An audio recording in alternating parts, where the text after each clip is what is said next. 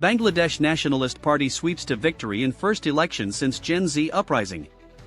The centre-right Bangladesh Nationalist Party BNP has secured a landslide majority in parliament, 18 months after mass protests ousted the country's longest-serving Prime Minister Sheikh Hasina. The party took more than two-thirds of seats in the historic general election, with Jamaat, the country's main Islamist party, coming second. Hasinas Awami League was banned from taking part. BNP leader Tarique Rahman is set to be the next prime minister and faces huge challenges in getting the economy back on its feet and restoring democracy after 15 years of authoritarian rule under Hasina. Voters also back sweeping democratic reforms in a referendum held alongside the election. "I am grateful for the love you have shown me," Raman told well-wishers in Dhaka as he attended Friday prayers. His party said there would be no victory procession, and he urged supporters to attend prayers instead of street celebrations in memory of his late mother, former PM Khaleda Zia, who died in December. His formal election as the country's new leader will happen after new MPs are sworn in, which is expected to take place on Saturday. Raman's family background: his late father was also a leader of Bangladesh, is a reminder that while the BNP have promised change, Raman, like Hasina, hails from a political dynasty. The absence of both Sheikh Hasina and Khaleda Zia, who alternated in power over 4 decades, was one of a number of firsts in this election. Another was that, with the Awami League banned, Jamaat for the first time ran as one of the main parties vying for power. The alliance at Leeds took 77 seats, 6 of which went to the student-led National Citizen Party (NCP) born out of the 2024 protests.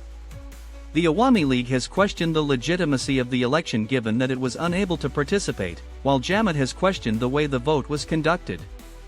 Both it and the BNP have accused the other of voting irregularities. For Raman, it is a huge change of fortunes.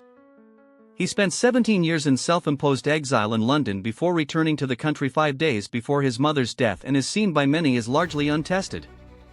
As well as being on track to become the country's next leader, is also his first time as an MP.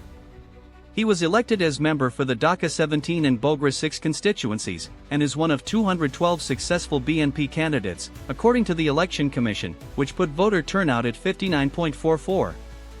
During his campaign, Raman promised that Bangladesh's democracy would be restored. Reviving the country's economy, bringing rising food prices under control, and creating jobs for its huge young population are the big challenges facing the new government.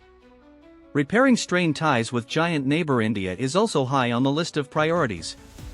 Within hours of his win, Raman had received a call from India's Prime Minister Narendra Modi, who congratulated him on a remarkable victory.